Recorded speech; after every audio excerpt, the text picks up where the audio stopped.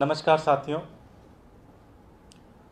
कल माननीय उच्च न्यायालय ने, दिल्ली हाई कोर्ट ने भारतीय जनता पार्टी की एमसीडी के ऊपर एक बहुत ही कड़ा फैसला सुनाया है। पिछले 15 सालों से भारतीय जनता पार्टी एमसीडी में शासित है। पिछले 15 सालों में दिल्ली की एमसीडी में भारतीय जनता पार्टी का शासन है और ये फैसला उनके 15 साल के कार्यकाल के ऊपर ये फैसला है।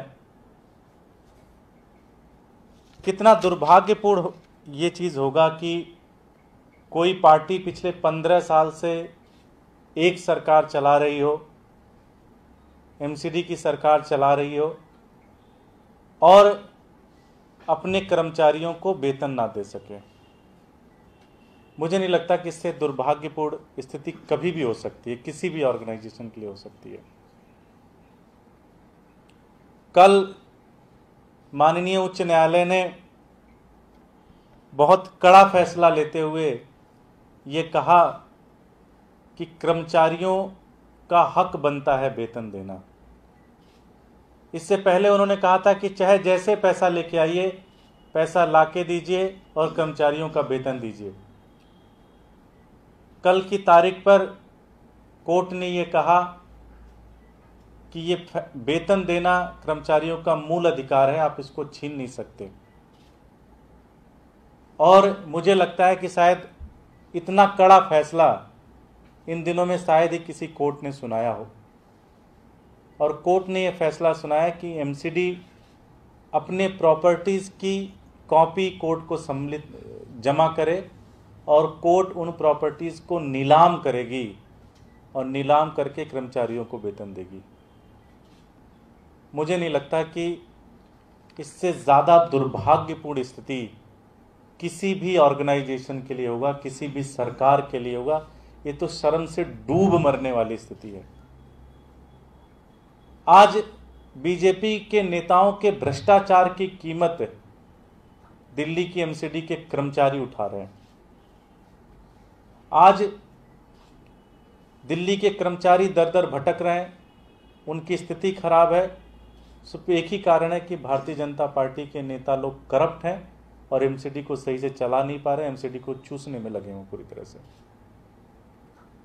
लेकिन जैसे मैंने कहा कि ये बहुत ही पीड़ा का भी इशू है और बहुत दुर्भाग्यपूर्ण स्थिति है कि एमसीडी के प्रॉपर्टीज़ को बेचकर एमसीडी के कर्मचारियों को तनख्वाह दी जाएगी।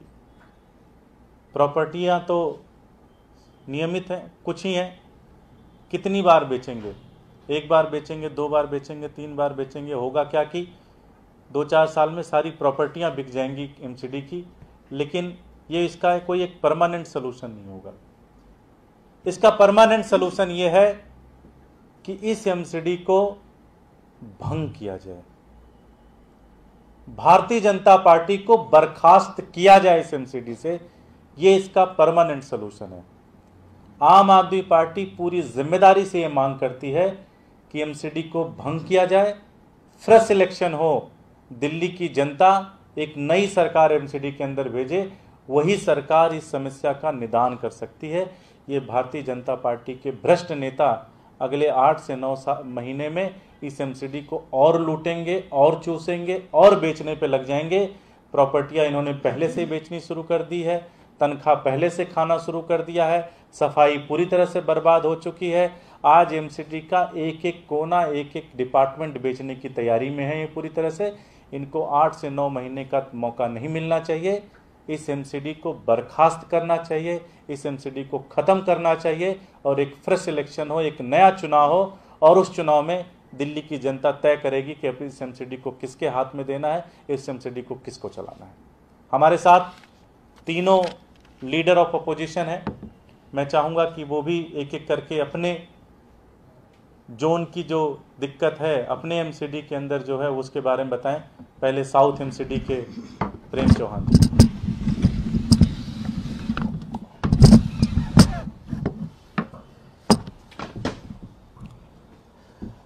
नमस्कार साथियों, मैं साउथ एमसीडी का लीडर अपोजिशन होने के नाते एक वार्ड में पार्षद भी हूं और हम लोग लगातार इस कोरोना के दौर में अपने अपने क्षेत्र में सारे लोग बखूबी काम कर रहे थे, रोडों पे थे, लोगों की मदद कर रहे थे, सैनिटाइज हो, सफाई हो, किसी भी तरह की व्यवस्था हो। इसी बीच आप सबको भी ज्ञात होगा कि मेयर स्टैंडिंग से लेके इनके जितने भी पार्षद हैं भाजपा के, वो सारे गायब थे। वो ऑलरेडी पहले से हम देखते आ रहे हैं कि एजुकेशन, प्राइमरी हेल्थ, इसमें ऑलरेडी पहले से फेल हैं ये लोग। बार बार कोर्ट से फटकार मिलती है। और मैं अपने साथी जो हैं कांग्रेस के हों या बीजेपी के काउंसलर्स हों, जब इनसे चर्चा होती है तो ये लोग भी मानते हैं कि भाजपा ने एमसीडी का पूरा भट्टा बिठा दिया है, भ्रष्टाचार इतना बढ़ा दिया है। और उनका भी मानना है कि एमसीडी को जो है भंग कर देना चाहिए, क्योंकि ये जो टाइम बचा है लास्ट का, ये पीक टाइम है इनका करप्शन का। ये छटपटा रहे हैं कि करप्शन और ज़्यादा कैसे किया जाए, और अगर इन्हें ये मौका मिला तो जो बची कुची एमसीडी है उसका भी ये भट्टा बिठा देंगे। तो मैं जिम्मेदारी से साउथ एमसीडी का लीडर अपोजिशन होने के नाते मैं ये मांग करता हूं कि एमसीडी को भंग कर देना चाहिए और फ्रेश इलेक्शन में जाना चाहिए।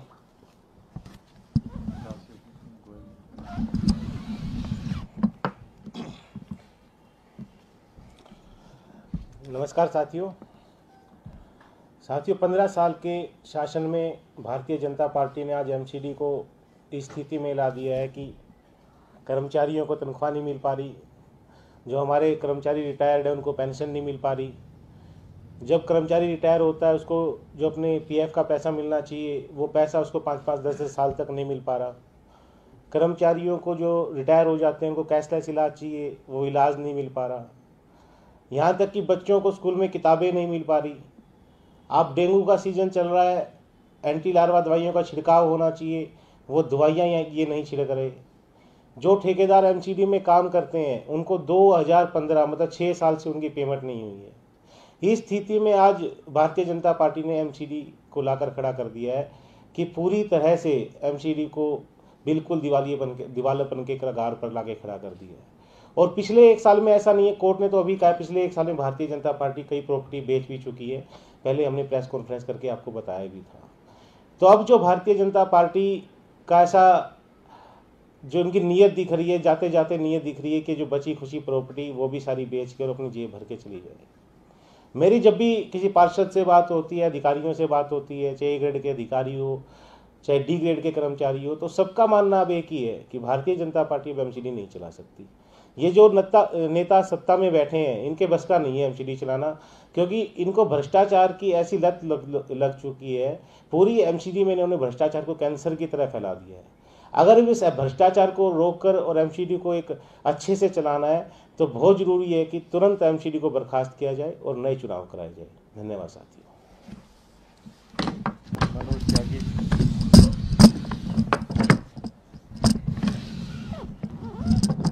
नमस्कार साथियों, मैं लीडर अपोजिशन ईडीएमसी और खजूरी खास वार्ड से पार्षद भी हूं। तो तमाम सफाई व्यवस्था की बात करें या फिर किसी भी ठेकेदारी प्रथा की बात करें तो भारतीय जनता पार्टी ने पिछले 5-4 सालों के अंदर जो हमारे कार्यकाल के समय से हम देख रहे हैं कि लगातार सारे काम जो नगर निगम करता था उसको प्राइवेट हाथों में देने का काम किया है। इन्होंने ठेकेदारी प्रथा को बढ़ावा दिया है। एक तरफ ये कर्मचारियों की तनख्वाह नहीं दे पाते, दूसरी तरफ ये ठेकेदारों को मोटे मोटे रकम में बड़े बड़े टेंडर देते हैं। जो काम नगर निगम खुद किया करता था, कूड़े उठाने का काम, उस काम को भी इन्होंने एक प्राइवेट कंपनी को दे दिया है। तो मैं ये मानता हूं कि जिस तरीके से इनकी सोच है वो एक निजी कंपनियों को बढ़ावा देने की सोच है। साथ ही कोरोना काल के अंदर जब इनको निकलना चाहिए था, जो हमारा एक ही हॉस्पिटल स्वामी दयानंद हॉस्पिटल है जिसमें कोरोना वार्ड बना, उस कोरोना वार्ड में ना तो इनमें से चाहे स्वास्थ्य समिति की चेयरमैन हो या स्टैंडिंग कमेटी चेयरमैन हो या मेयर हो, किसी ने भी कोई दौरा नहीं किया। जो कोविड शमशान घाट बनाए थे वहाँ पे जिन कर्मचारियों की ड्यूटी लगाई गई उनकी स्वास्थ्य की अनदेखी करते हुए उनकी ड्यूटी लगा दी गई, चाहे वो सफाई कर्मचारी, चाहे वर्क्स डिपार्टमेंट के लोग हों, चाहे हेल्थ के लोग हों। ना उनको कोई स्वास्थ्य संबंधित उपकरण दिए गए, जिससे कि वो अपनी सेफ्टी कर सकें। ना उनको सैनिटाइजर दिए गए, मास्क दिए गए, ना फेस शील्ड दी गई।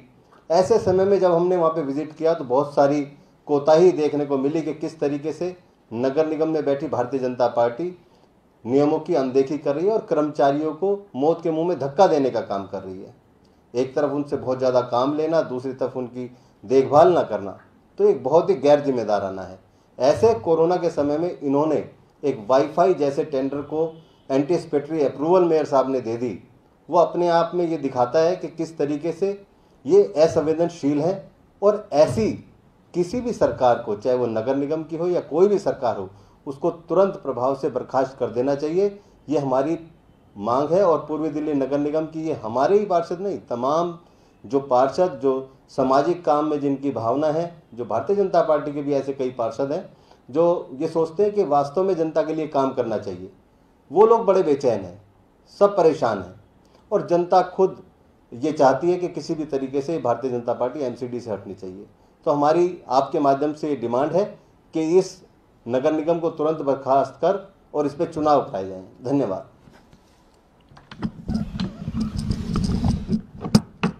पिछले 15 सालों में भारतीय जनता पार्टी पूरी तरह से फ्लॉप हो चुकी है। आज भारतीय जनता पार्टी एक संवेदनहीन, भ्रष्ट और बहुत ही अलोकप्रिय सरकार चला रही है एमसीडी के अंदर। और जैसा कि आपने तीनों हमारे लीडर ऑफ अपोजिशन को सुना, यही लगभग पूरी दिल्ली की ये भावना है कि इस एमसीडी को ख़त्म किया जाए, क्योंकि दिल्ली वाले झेलते झेलते परेशान हो चुके हैं। कोरोना काल में उन्होंने झेला, सफाई नहीं हो रही है ये झेल रहे हैं, कर्मचारी हड़ताल पे चले जाते हैं ये झेल रहे हैं। इसलिए इस पूरे की पूरी सरकार को उखाड़ के फेंक देना चाहिए, इस पूरी सरकार को बर्खास्त कर देना चाहिए। इस पूरी की पूरी एमसीडी के अंदर भारतीय जनता पार्टी के शासन का कोई मतलब नहीं बनता, इन्हें पूरी तरह से बर्खास्त कर देना चाहिए। बहुत बहुत धन्यवाद। कोई प्रश्न? सर, सवाल ये है कि आप लोगों ने इंडस्ट्री खोल दी लेकिन रॉ मटेरियल नहीं मिल पा रहा, यही हाल कंस्ट्रक्शन का है, बाजार बंद है, उनको भी रॉ मटेरियल के लिए बड़ी दिक्कत आ रही है। ये तालमेल कुछ समझ नहीं आता। देखिए, बहुत दिक्कत आ रही है और जो आपने बताया वो बिल्कुल सही स्थिति है अभी। और जब तक धीरे धीरे फेज़ वाइज मैनर में जब तक पूरी दिल्ली खुल नहीं जाएगी, हम आशा करते हैं कि अगली जो मीटिंग है डीएमए की, डीडीएमए की, उसके अंदर इन सारी स्थितियों के ऊपर ख्याल रखेंगे एलजी साहब और जो सरकार के और प्रतिनिधि हैं। और जल्द से जल्द ये देखते हुए कि कोरोना की स्थिति देखते हुए जल्द से जल्द दिल्ली को अनलॉक किया जाए, जिससे जो नॉर्मल ज़िंदगी है वो पटरी पे आ सके। शराब वाली बात, जो ऐप के जरिए शराब अब दिल्ली सरकार घर भेज सकती है, उसको लेकर विपक्ष ने सवाल उठाने लगे हैं कि शराब माफियाओं के साथ सरकार की मिलीभगत हुई, इसलिए ये कदम उठाया। इसके बारे में डिटेल आपको रिस्पॉन्स सरकार की तरफ से आएगा, मैंने उसके बारे में स्टडी किया नहीं है।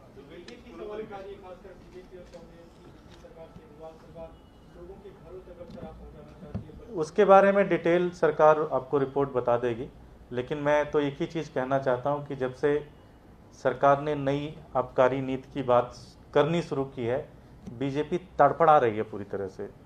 ऐसा लगता है बीजेपी की जान निकली जा रही है। हर दिन मैं देखता हूं बीजेपी के नेता आके ऐसे घड़ियाली आंसू रोते रहते हैं, जैसे लगता है कि उनका स्टेक खत्म हो रहा है इस आबकारी नीति से। तो मुझे बड़ा सुकून होता है कि आबकारी नीति अच्छी बन रही है, क्योंकि अगर अच्छी नहीं होती तो भारतीय जनता पार्टी इतनी परेशान नहीं होती। तो ऐसा लग रहा है कि भारतीय जनता पार्टी की, जैसे उन्होंने एमसीडी में पूरा का पूरा माफिया का सिस्टम बनाया था, ऐसे लगता है आबकारी नीति में भी उनके माफिया थे। और जब वो माफिया ख़त्म हो रहे हैं तो भारतीय जनता पार्टी के नेता बड़े परेशान हो रहे हैं। तो ये जो परेशानी है उनकी, मैं हर तीसरे दिन में देखता हूँ कोई ना कोई उनका नेता आके बोलने लग जाता है। एक्चुअली ये परेशानी वहीं से आ रही है। बहुत बहुत धन्यवाद जी।